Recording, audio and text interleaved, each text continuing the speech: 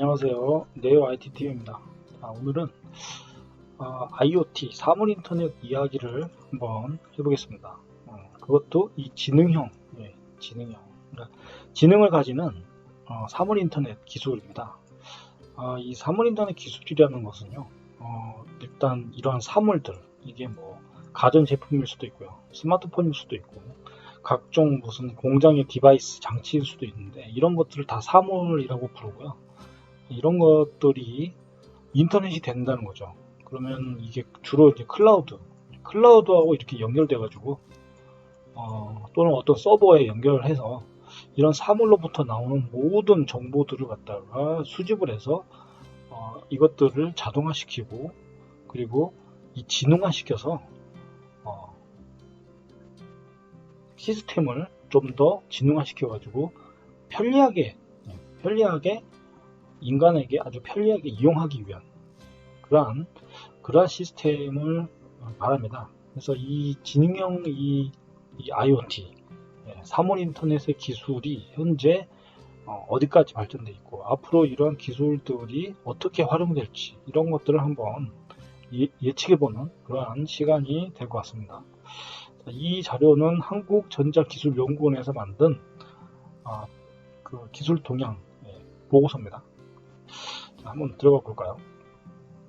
자, 먼저 이 사물 인터넷, 사물 인터넷은 인터넷 오브 띵스라고 해서 IoT라고 부르고요. 이런 사물 인터넷은 결국 외부 환경하고 통신을 하고요. 그 다음에 상호작용을 하죠.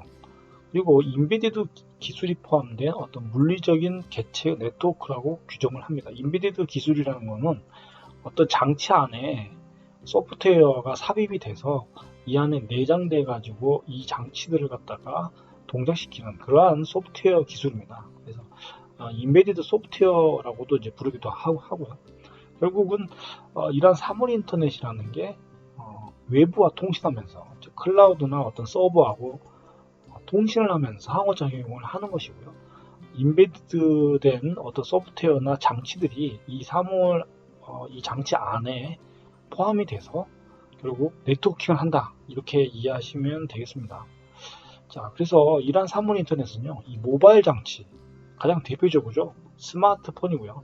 그다음 웨어러블 디바이스, 스마트워치라든가 어떤 스마트 안경이라든지 이런 장치를 떠올리시면 되고요. 그다음 가전제품 이런 모든 장치들이 다양한 형태로 이 실생활에 적용이 됩니다.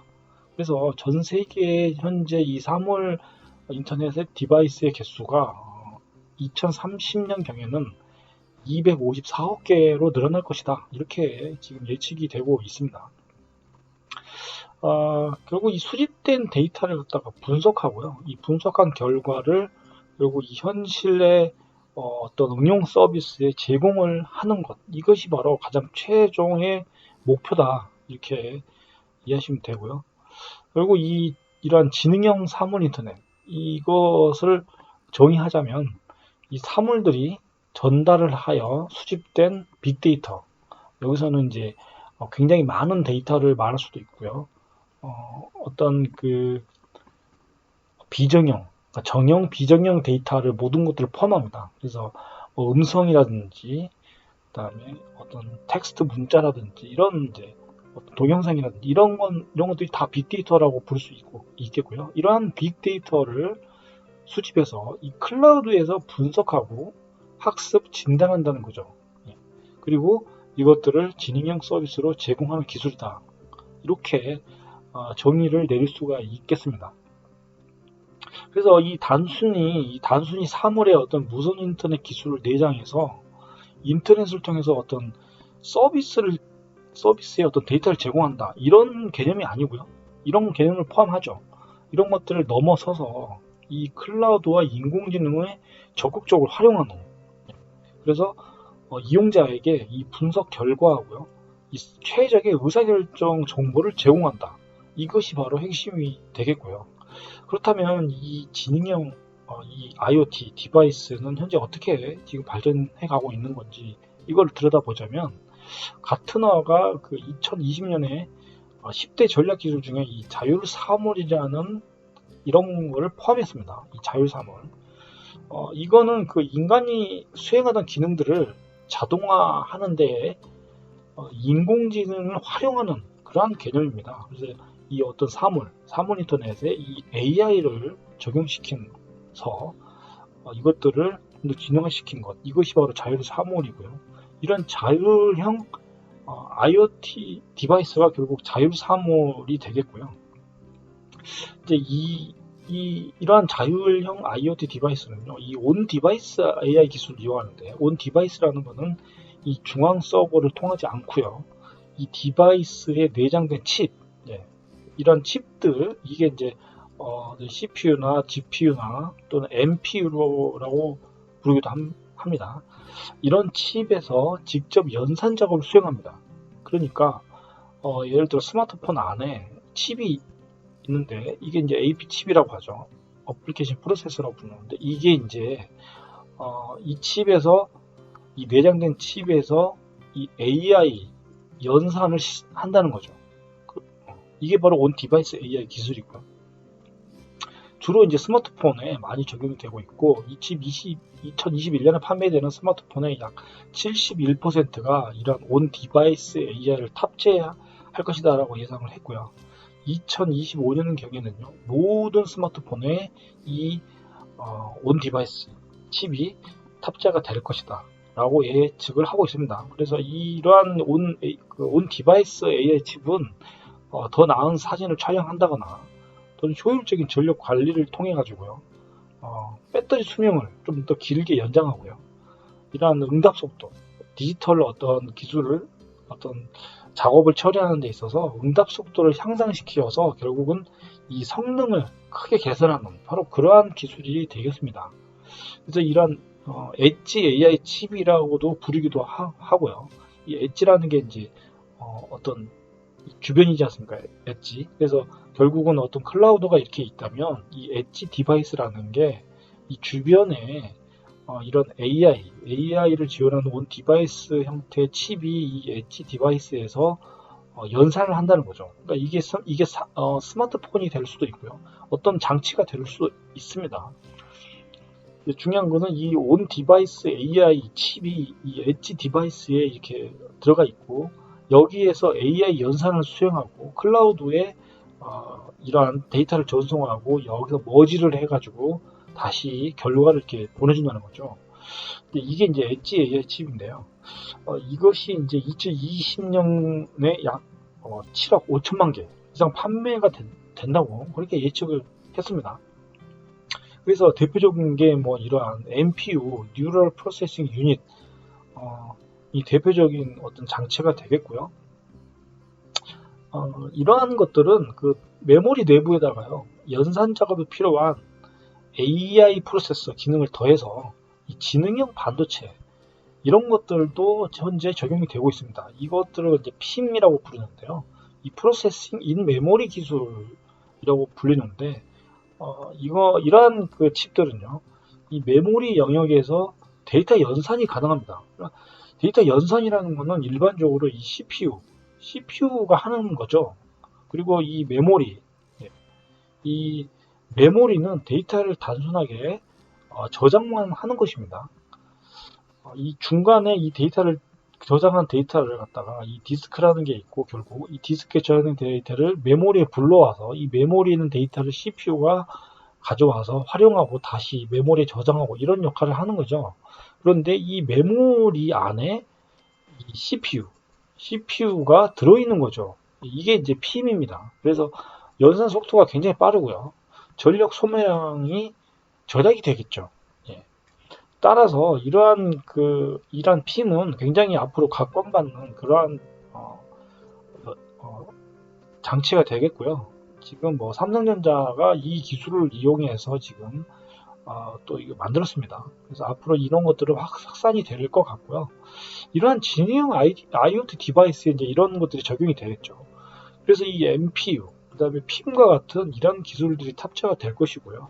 이 디바이스에서 인공지능 기술을 결국 활용할 수 있도록 그런 형태로 발전을 할 거라고 예상이 됩니다. 그리고 이제 클라우드와 유기적으로 협업을 통해서 활용이 된다. 이렇게 이해하시면 되겠고요.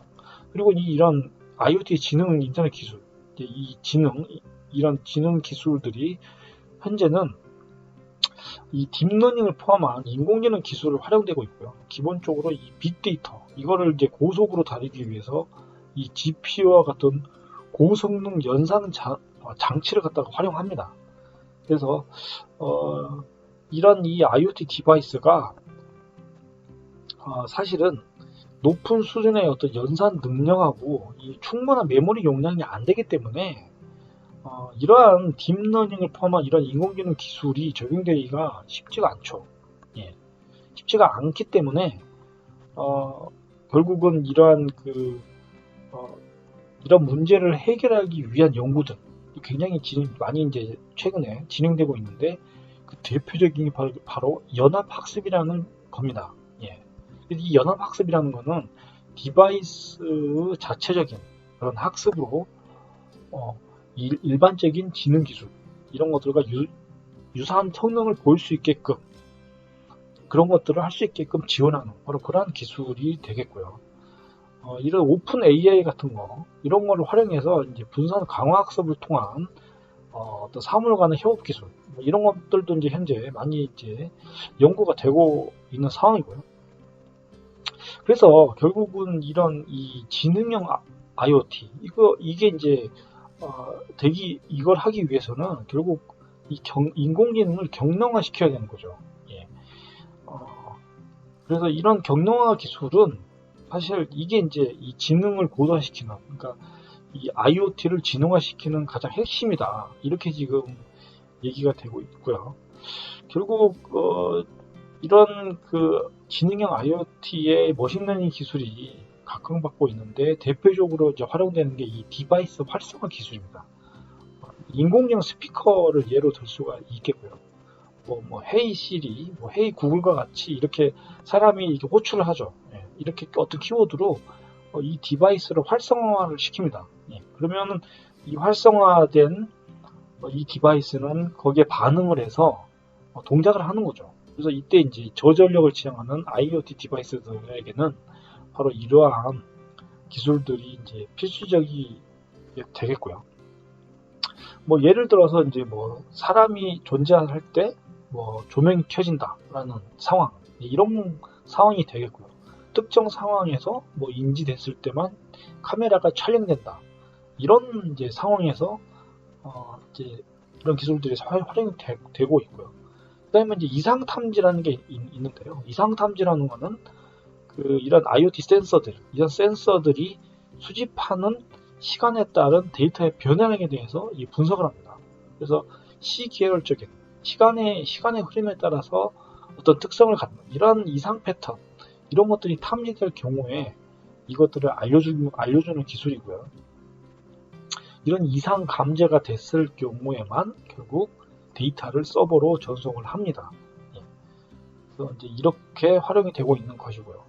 그 다음에 이제 아까 말했던 이 연합학습, 이 Federated Learning이라는 이 연합학습이 이제 중요한데 이것은 로컬 디바이스들이 데이터를 공유하는 대신에요. 각각의 데이터를 이제 디바이스들이 각자의 데이터를 학습을 합니다. 그리고 그런 학습된 정보를 어떤 중앙에 보내가지고 이것들을 가지고 서로 공유하는 거죠. 이제 이게 연합인데 이 스마트폰이나 산업용 센서와 같은 이러한 로컬 디바이스들이 자체적으로 이제 학습을 합니다. 그래서 이걸 로컬 모델이라고 부르고요. 그리고 이제 이걸 이제 중앙 서버에 보내는 거죠. 이 중앙 서버에 보내서 해당 학습 정보를 이제 취합을 합니다. 그러면은 이제 이 글로벌 모델이라는 게 생성이 되고요.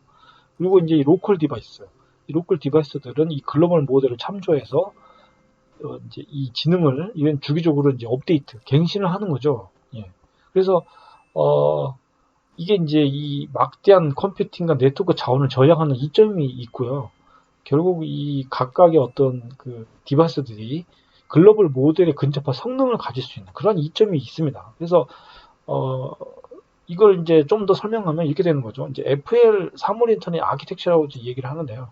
이 스마트폰, 모바일 컴퓨터, 뭐 사물 센서, 이런 이제 산업 센서들 이런 것들이 각자 장치들이 있고 여기에 이제 로컬 모델이 있습니다. 이 로컬 모델들이 있고 여기서 한번 AI 학습을 하는 거죠.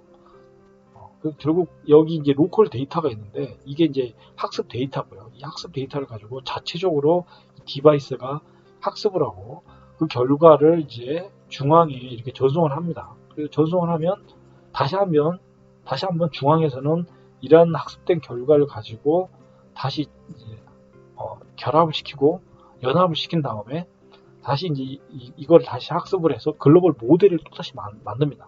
그리고 이 글로벌 모델을 다시 이 사물들한테 이렇게 디바이스한테 다시 전송을 하는 거죠. 그리고 나서 이 모델을 갱신하는 겁니다. 그러면은 학습 효과가 이제 업그레이드가 되는 거죠. 예.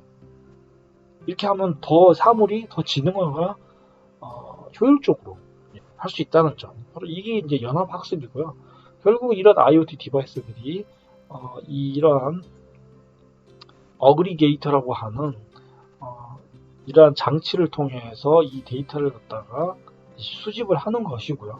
이런 로컬 모델들이 업데이트가 되고 이런 것들을 모델을 집합을 해서 수집을 해서 연합을 해서 다시 학습한 다음에 이 글로벌 모델을 만들고 이것들을 다시 각각의 사물 인터넷 장치에다가 이 글로벌 모델을 다운로드를 시켜가지고 이 사물 장치들을 이제 갱신을 하는 거죠. 이렇게 하면 이제 연합학습이 이루어지는 것이고요.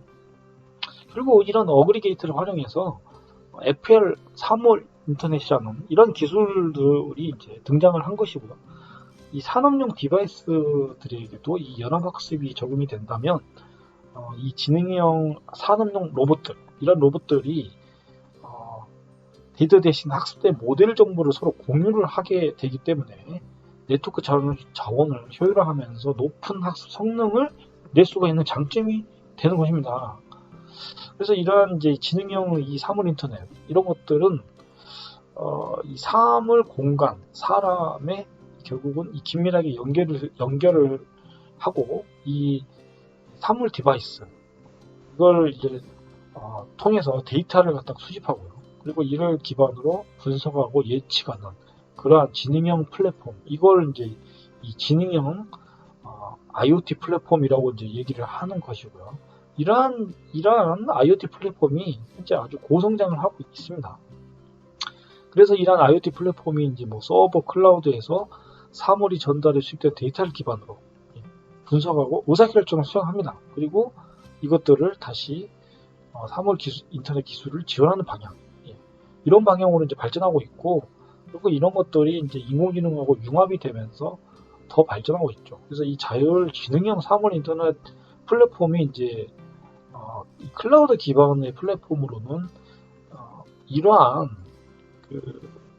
이 플랫폼 제품들이 있습니다. 그래서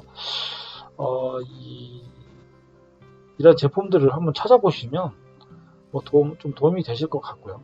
결국 이러한 IoT 플랫폼이 결국은 데이터 처리 비용을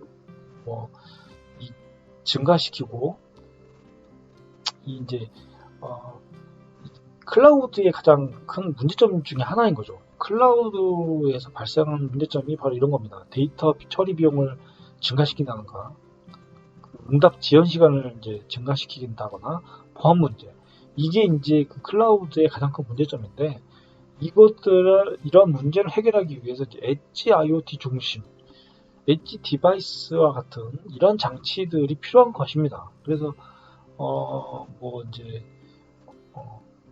미국 아마존에서는 이제 자기네들의 이런 기술들 이러한 또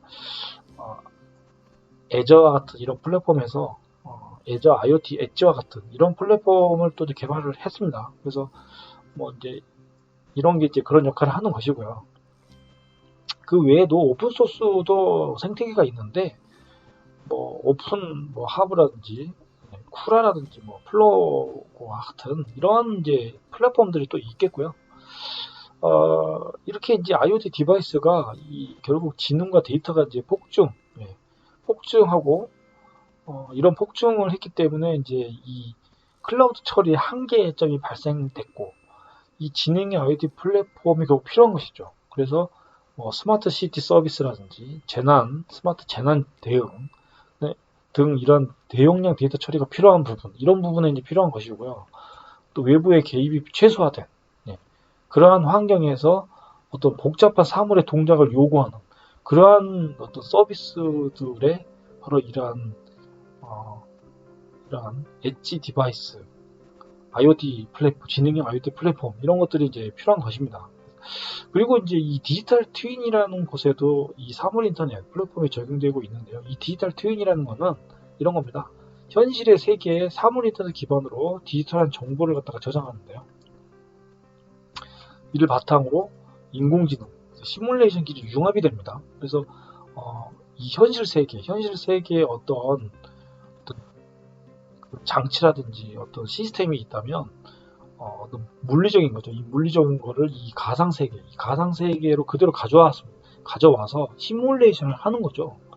그래서 이런 시뮬레이션을 통해서 결국은 어떤 문제점을 미리 예측해 볼 수 있는 거죠. 그래서 이런 문제점을 해결하기 위한 그러한 서비스들을 제공할 수 있도록 지금 현재 이 지능형 IoT가 이런 디지털 트윈이라는 곳에서 확장되고 있다. 이렇게 이해하시면 되겠고요. 결국은 이게 현실 세계의 어떤 장치를 어떤 시스템이나 어떤 공장이라든지 어떤 이러한 물리적인 어떤 장치들을 갖다가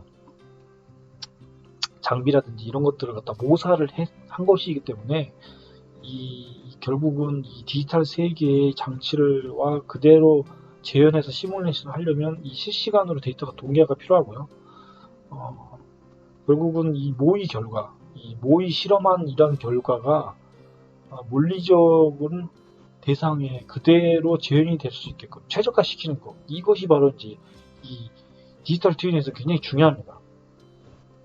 그래서 현재 이 디지털 트윈의 이 IoT 플랫폼은 초기 단계라고 할 수 있겠고요. 계속 확산이 되고 있다. 이렇게 이해하시면 되고요. 이거를 최초로 현재 상용화시킨 기업이 바로 이 제너럴 일렉트릭이고요. 이 프레딕스라는 제품이 있습니다. 그래서 한번 찾아보시면 이 프레딕스가 굉장히 잘 만들어져 있고요. 그다음 독일의 지멘스라는 회사는 에너지를 효율화시킨다거나 스마트 모빌리티 이쪽에 이제 이런 디지털 트윈 플랫폼을 가지고 있고요. 그다음 다소 시스템은 어떤 의료 영상, 심전도 이런 걸 이용해 가지고 이제 심장의 어떤 구조적 모델링, 어떤 시뮬레이션 이런 거를 지원하는 그 플랫폼 이거를 이제 제공하고 있고요. 마이크로소프트는 애저 디지털 트윈이라는 걸 또 공개를 했어요. 그래서 이러한 그 디지털 트윈은 현재 이 조선, 해양, 물류 이런 부분에 현재 가장 많이 도입돼서 이제 활용이 되고 있고요.